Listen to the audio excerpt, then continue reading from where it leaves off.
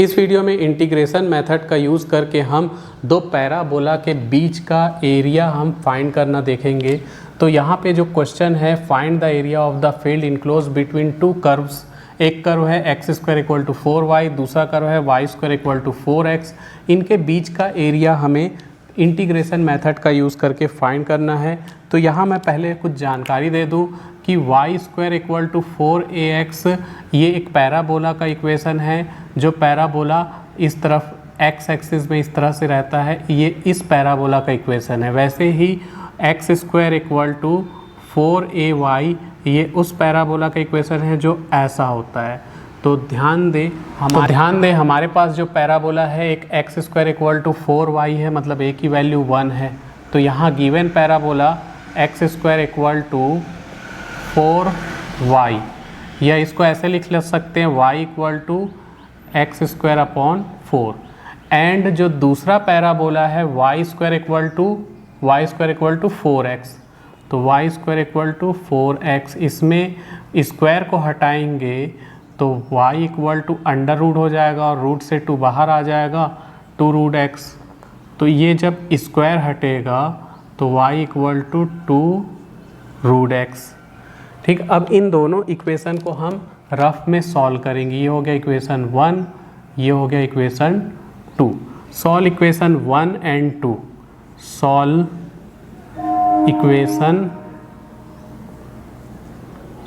Equation 1 and 2, we get intersecting point. अगर मैं इन दोनों पैराबोला को सॉल्व करता हूँ आपस में, तो जो ये दोनों पैराबोला एक दूसरे को किस पॉइंट पे इंटरसेक्ट कर रहे हैं वो निकल जाएगा। ठीक, तो यहाँ हम सॉल्व कर लेते हैं।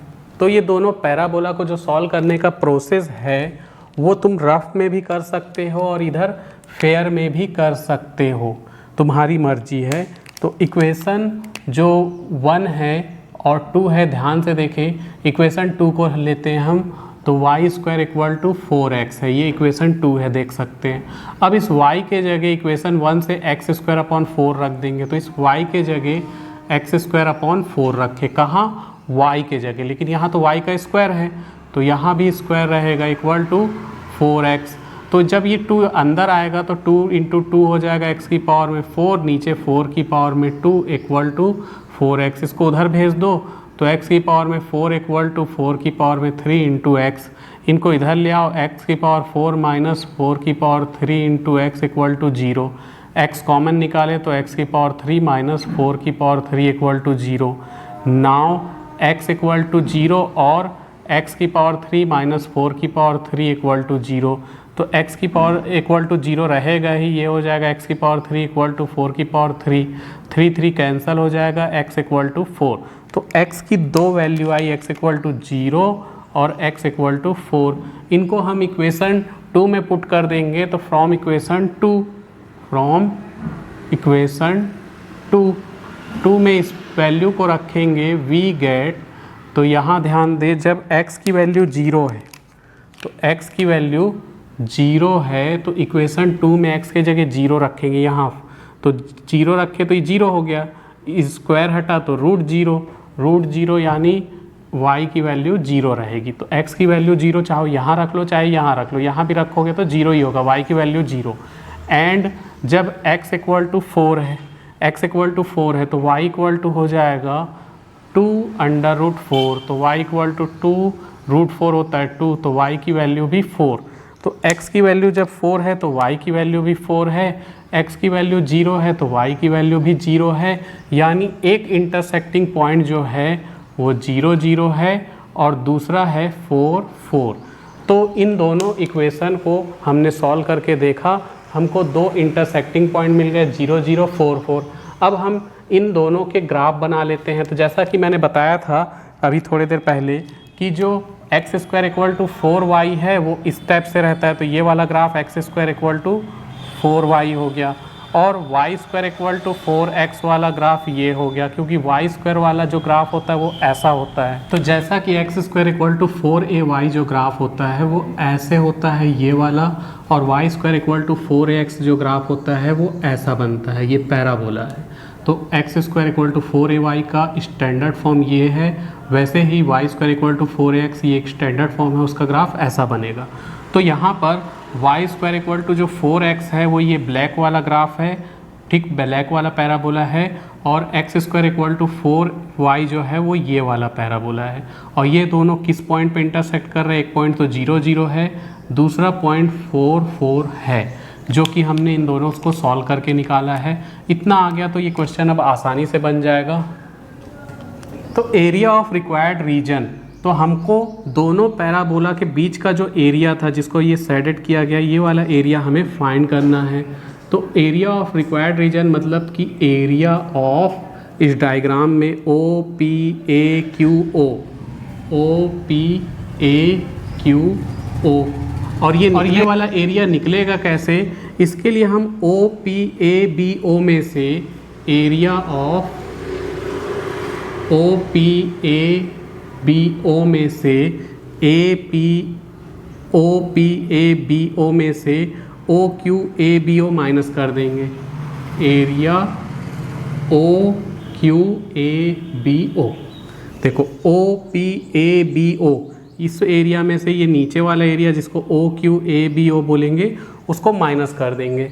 अब जो ये एरिया है OPABO, ये जो ब्लैक वाला पैराबोला दिख रहा है वो एक्स एक्सिस में कितना चला है, ये एरिया हम इंटीग्रेशन फार्मूले से निकालेंगे। तो इंटीग्रेशन फार्मूले का यहाँ यूज़ होगा, लिमिट लेंगे 0 से 8, और y, ये ब्लैक वाला जो पैराबोला है ये Y square equal to 4x है, Y square equal to 4x मतलब सेकंड पैराबोला, माइनस करके इंटीग्रेशन, ये जो एरिया है OQABO, ये कैसे निकलेगा, ये ब्लू वाला जो पैराबोला है यानी पैराबोला 1, वो एक्स एक्सिस में 0 से 8 तक कितना एरिया कवर कर रहा है, तो 0 से 8 ले लिए, dx ले लिए यहाँ y। तो जो ये y है ये सेकंड वाला पैराबोला है, और ये जो है ये फर्स्ट वाला पैराबोला है। तो कुछ बच्चों को ये चीज़ें समझ नहीं आ रही होगी, ठीक, तो उन लोग के लिए एडवाइस है कि टेंशन नहीं ले, वो ये वाली लाइन को ना लिख करके सीधा इंटीग्रेशन ले 0 से 8, एक बार y इक्वेशन 1 को ले ले, एक बार इक्वेशन 2 को ले ले, आगे पीछे होएगा तो भी चलेगा। ज़्यादा से ज़्यादा क्या होगा, माइनस आएगा, माइनस को हटा देना और लिख देना एरिया ऑलवेज पॉजिटिव, ठीक। तो ऐसे बनाया जा सकता है, इतना माथा पच्ची करने की ज़रूरत नहीं है। और जिनको समझ में आ रहा है उनकी तो अच्छी बात है, उनको तो अच्छे से समझ में आएगा। तो अब ये 0 से 8 है, ठीक है, और y की जो वैल्यू है y2 ये है 2 रूट x, तो 2 रूट x, अच्छा सॉरी ये 0 से 8 नहीं है, 0 से 4 है, ठीक, ये x इक्वल टू 4 तक जा रहा है, तो 0 से 4 लेंगे, छोटी छोटी गलती होती रहती है, 0 से 4 dx माइनस 0 से 4, ये y1 ये है x स्क्वायर अपॉन 4 dx। अब ये 2 तो बाहर चले गया, इंटीग्रेशन 0 से 4 रूट x dx माइनस 1/4 बाहर चले गया, इंटीग्रेशन x स्क्वायर 0 से 4 dx। अब ये 2 ऐसे ही रहेगा, रूट x का इंटीग्रेशन होता है, रूट x का integration x root x by 3/2, ये रूट x का इंटीग्रेशन है। लिमिट 0 से 4 वैसे ही रहने वाली है, 0 से 4, ठीक। याद रखना इंटीग्रेशन रूट x जो होता है वो होता है x रूट x बाई 3/2, ठीक। इसको लॉन्ग तरीके से भी बना सकते हैं, x की पावर रूट का मतलब होता है 1, तो रूट x का मतलब होता है x की पावर में 1/2, ऐसे भी इसको लॉन्ग मेथड से ही बना सकते हैं। इंटीग्रेशन होगा तो x की पावर में 1/2 प्लस 1, 1/2 प्लस 1 सॉल्व करोगे यही आएगा, ठीक। तो याद रखो रूट x क्या होता है का integration x root x upon 3/2 minus 1/4, ठीक है। x स्क्वायर का इंटीग्रेशन हो जाएगा x की पावर 3/3, लिमिट 0 से 4 ऐसे ही रहने वाली है। इसको आगे इधर लिख लेते हैं, आगे ये हो जाएगा 2 ऐसे ही रहेगा, 3/2 बाहर निकलेगा, ये नीचे है पलट के ऊपर आएगा तो 2/3 हो जाएगा, और ब्रैकेट में x रूट x लिमिट 0 से 8 वैसे ही है, माइनस करके 1/4 है और 3 भी आएगा तो 4 × 3 हो जाएगा, और x की पावर 3 0 से 4, मैं बार बार गलती से 8 लिख दे रहा हूँ, दरअसल ये 4 है। अब ये हो जाएगा मल्टीप्लाई होके 2 इंटू 2 हो जाएगा 4, तो 4/3 और x के जगह 4 रख दो तो 4√4 माइनस 0 माइनस करके 1/12, x के जगह 4 रख दो 4 की पावर 3 माइनस 0। अब यहाँ हो जाएगा 4/3, ये माइनस 0 का मतलब नहीं है, 4√4 हो जाता है 2 माइनस 1/12 4 की पावर 3। तो ये जो क्वेश्चन है थोड़ा टफ टाइप का क्वेश्चन है, कुछ बच्चे घबराते हैं क्योंकि इसमें डायग्राम है और बहुत सारी चीज़ें हैं, लेकिन जब तुम लोग हिम्मत करके इतना बना लेते हो तो बहुत सारे बच्चे क्या करते हैं, यहाँ तक तो सही बना दिए लेकिन इस कैलकुलेशन में फंस जाते हैं और गलत कर देते हैं। तो जब इतनी मेहनत कर रहे हो तो कैलकुलेशन थोड़ा केयरफुल हो करके करो, क्योंकि आसान है, बन जाएगा। तो कैलकुलेशन में कितने लोगों से गलती होती कमेंट करके ज़रूर बताएंगे, ठीक, क्योंकि ये ऐसे क्वेश्चन में कैलकुलेशन में गलती होती ही है।